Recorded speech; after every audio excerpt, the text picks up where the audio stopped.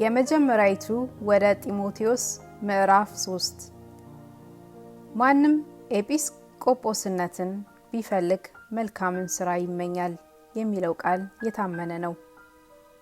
እንግዲህ ኤጲስቆጶስ እንዲህ ሊሆን ይገባዋል።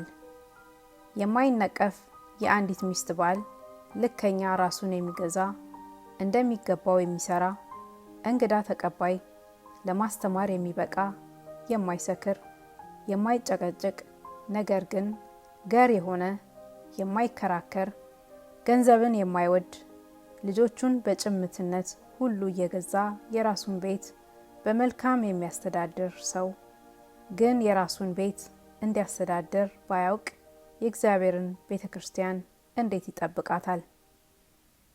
በትዕቢት ተነፍቶ በዲያብሎስ ፍርድ እንዳይወድቅ አዲስ ክርስቲያን አይሁን።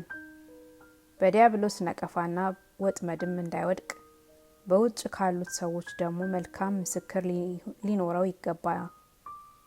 እንዲሁም ዲያቆናት ጭምቶች፣ በሁለት ቃል የማይናገሩ፣ ለብዙ ወይን ጠጅ የማይጎመጁ፣ ነውረኛ፣ ረብ የማይወዱ፣ በንጹሕ ሕሊና የሃይማኖትን ምስጢር የሚይዙ ሊሆኑ ይገባቸዋል።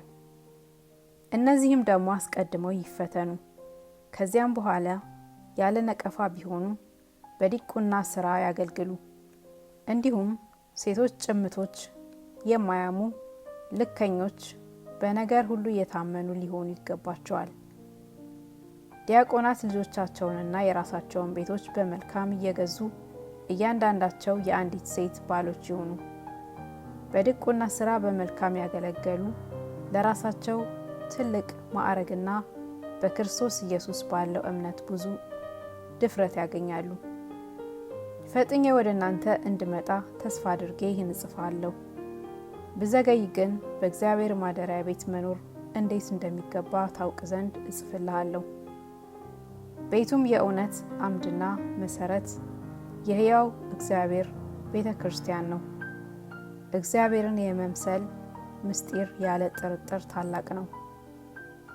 በሥጋ የተገለጠ፣ በመንፈስ የጸደቀ፣ ለመላእክት የታየ፣ በአሕዛብ የተሰበከ፣ በዓለም የታመነ፣ በክብር ያረገ